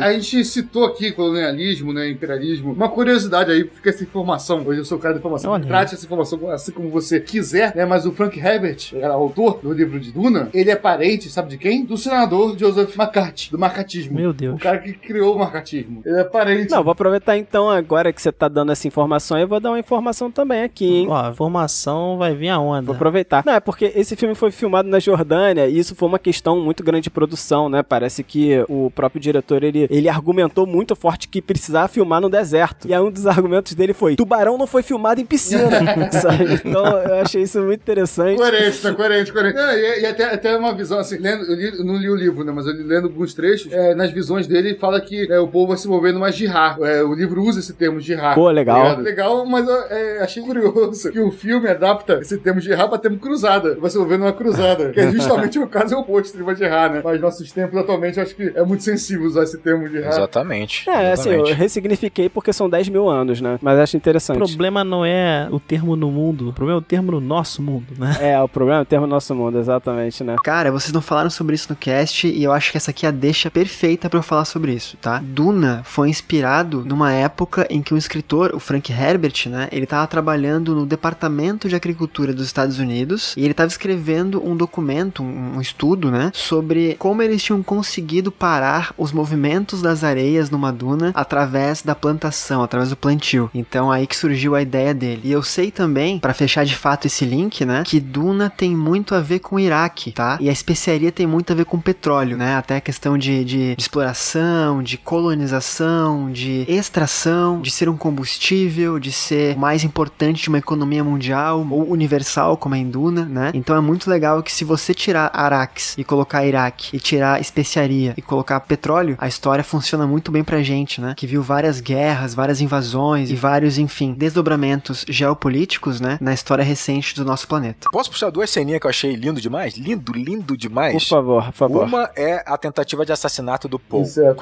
Com aquele insetozinho mecânico. Que cena maravilhosa. Ele se escondendo ali num arbusto, que é só uma projeção visual no vazio, no ar. É muito incrível essa relação entre ele se esconder no arbusto. De fato, aquele arbusto é apenas uma projeção. É maravilhoso aquilo. Toda a cena é maravilhosa. Os filetes iluminados na frente do rosto dele, na frente dele. É uma cena muito tensa. Eu achei essa cena tão tensa quanto a cena em que até o Fábio comentou, né? Quando eles vão tentar salvar a galera que tá trabalhando naquela máquina de exploração, de extração. E aí tá chegando verme. Muito tensa essas duas cenas. Só que essa é muito bonita, cara. E vale falar o que o Daniel puxou aqui de quando o Paul tá junto da mãe naquela placenta, naquele útero, naquele ovo. Parece realmente ali que ele tá geminando, né? Que ele tá maturando, né? E ele nasce na cena seguinte, né, cara? Exatamente, ele nasce na cena seguinte, que ele sai de dentro do deserto, né, cara? Ele sai de dentro da areia, assim, louco, como se ele tivesse, cara. como se ele fosse um rato da areia, aquele ratinho da areia, emergindo, os personagens falam isso, né, que ninguém sobreviveria àquela tempestade, todo mundo morreria. E aí, de fato, ele e a mãe morrem e entram naquele útero pra renascer. Exatamente, pra renascer como o povo da areia. Pra renascer, né, enquanto filhos do deserto, de fato, né? Vou dar o crédito aqui, pelo menos pra mim, quem ressaltou meu olhar sobre essa cena foi o Caio, que deu o livro aí, né, administrador.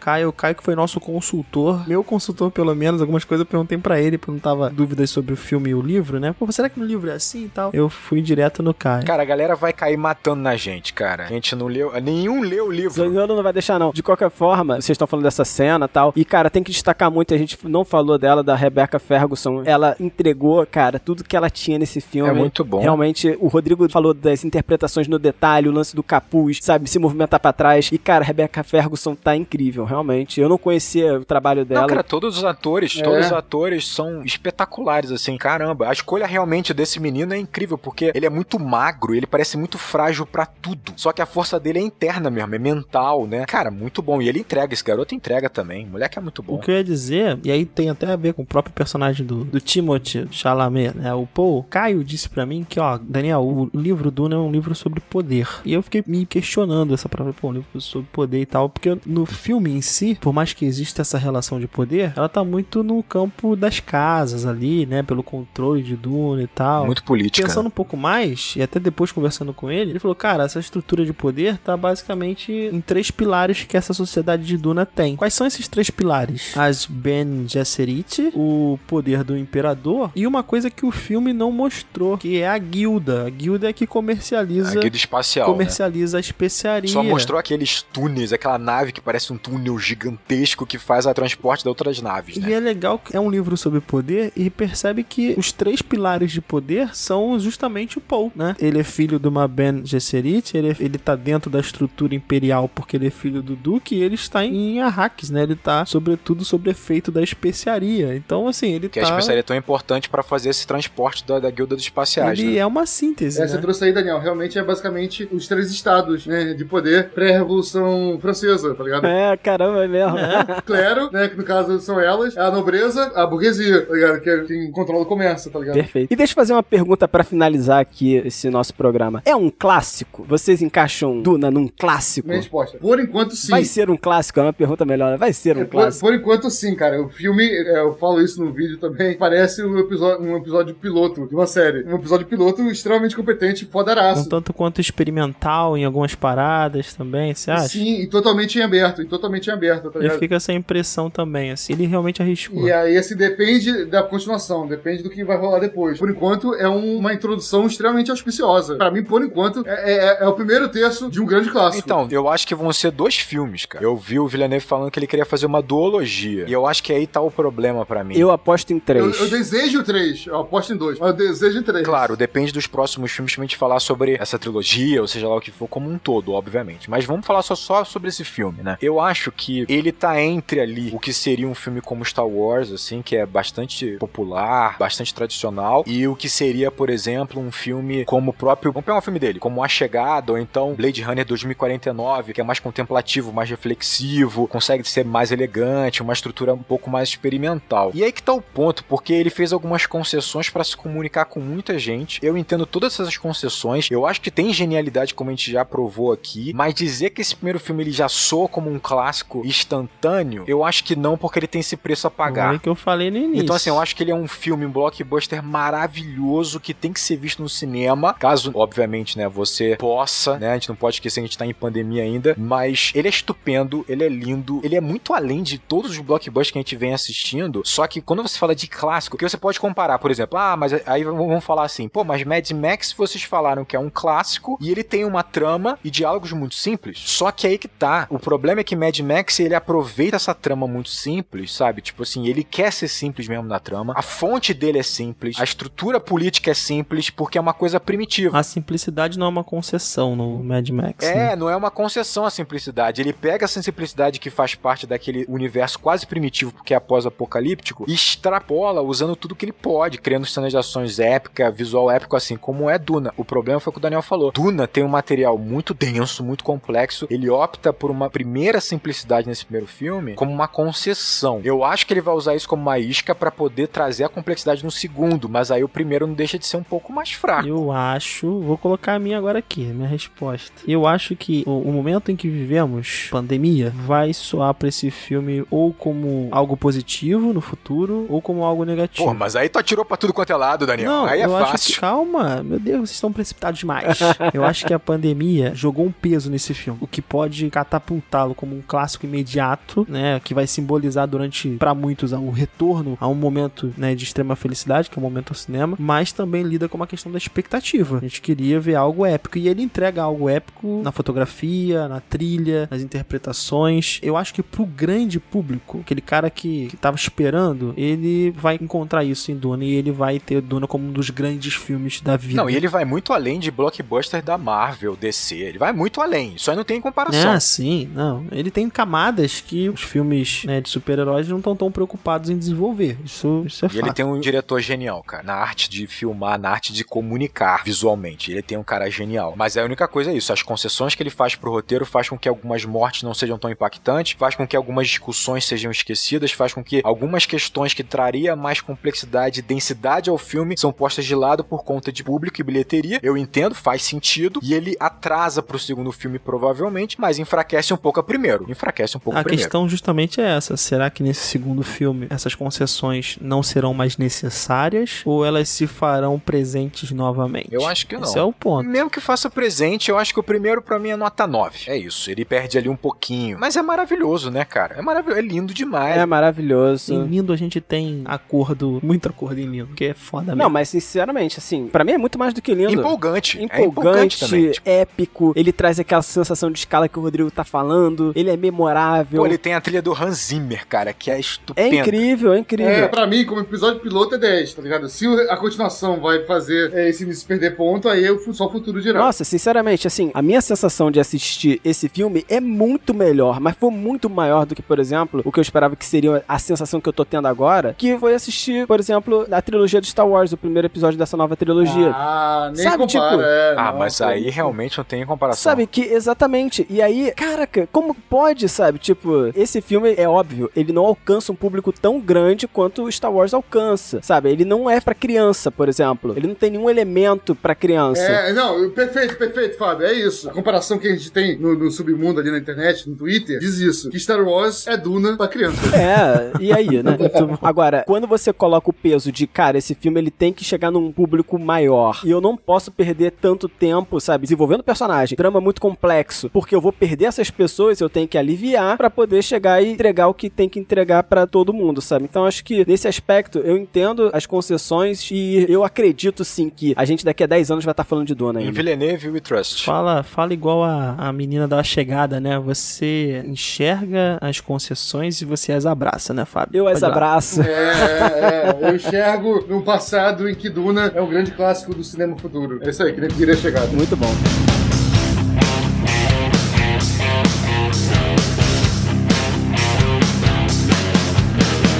E se você gostou desse papo, você quer participar mais desse podcast com a gente, você pode estender essa discussão nas nossas mídias sociais, ir lá, falar mal da gente, falar que a gente errou falando sobre Duna porque você leu o livro, você sabe que a gente tá errado, é um absurdo. Fala que é um absurdo a gente gravar sobre Duna sem ter lido o livro. Mas é isso aí, eu acho que a gente não podia deixar de gravar mesmo não tendo lido. Não, e sabe o que é legal, Fábio? Eu acho que a gente também pode receber do público um feedback sobre esse formato, que foi um pouco mais solto, Isso. sobre um filme que acabou de ser lançado, que não tem todo aquele estudo, né? a questão da pesquisa e análise que a gente faz dos outros filmes. Foi um pouco mais leve. Foi mais leve, né? Marcelo agradece. O que vocês acharam? A gente continua assim, a gente foca mais em filme mais antigo. Deixa aí sua opinião também. E por favor, se você quiser falar com a gente lá no Twitter, você pode procurar nossos perfis individuais, mas se você quiser falar com o Enquadrando, @enquadrando_, que você vai ser respondido rapidamente pelo nosso admin. Nós temos uma equipe de admins lá no Twitter, que é o nosso time expandido. Time expandido, nosso time expandido. E imagens desse diálogo que nós tivemos aqui, você pode encontrar lá no Instagram, trabalho primoroso que Rodrigo Carvalho está fazendo. Finalmente fui... Agraciado, Prestigiado, agraciado, como eu mereço. Marcelo, corta. Recentemente fomos agraciados com a possibilidade de ter a comunidade no YouTube, então se você quiser também, você pode entrar lá em youtube.com/enquadrando, que você vai chegar na gente. E por fim, se você tiver uma proposta aí milionária pra gente, porque você valoriza esse podcast e você é dono de uma grande marca, mande e-mail pra gente em contato@acaboudeacabar.com.br. No Instagram, só falar pro pessoal aí, recentemente veio aqui em casa o Daniel e o Fábio. A gente jogou mímica de filme e rolou tudo lá no stories do Instagram.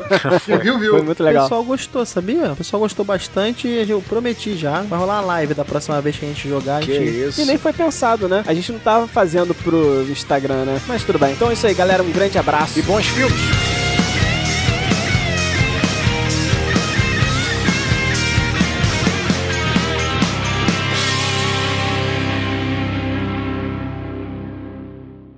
É tipo você ir pra Arrakis e tomar conta lá da extração de canela, né? É perigosíssimo. De canela. Olha De canela isso. não, eu falei de canela. Melange, de canela. Perdão. Especiaria, só de especiaria tá bom. Especiarias. De canela é foda. Fica pro erro aí, quer falar de novo, Fábio? Eu vou falar de novo, vamos lá. Porque realmente aquele império, eles adoram torta de maçã e a canela é a parada mais Adoro importante. canela, um cravinho ali. Baseado naquela banana da churrasqueira com canela, entendeu? Se tiver um cravinho ali na torta, nossa, aí loucura. Eles gostam de arroz doce naquele império, eles são apaixonados. Então, vou tentar refazer. Essa própria história de Duna acaba sendo uma profecia pro que estava ocorrendo com Duna nos cinemas, né? Você não pode ir lá participar da extração de... Das especiarias. Especiaria, de Duna. Fábio. Especiaria, cara. Especiaria. Você não pode ir lá participar das extrações de...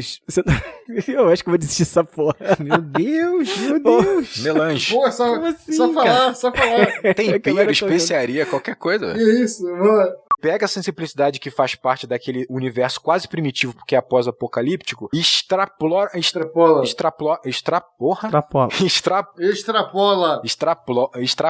Ei, não desisto. Extrapola. Excede. Tá bom. E ele Extrapola. porra, que é... Não vai sair nenhum extrapola, nem um excede agora. Fala comigo, devagar. Extra. Ele rompe. Vai, rompe. Ele rompe, não é rompe. Extra, mercado extra, pola de... Extrapola, pronto. Extrapola.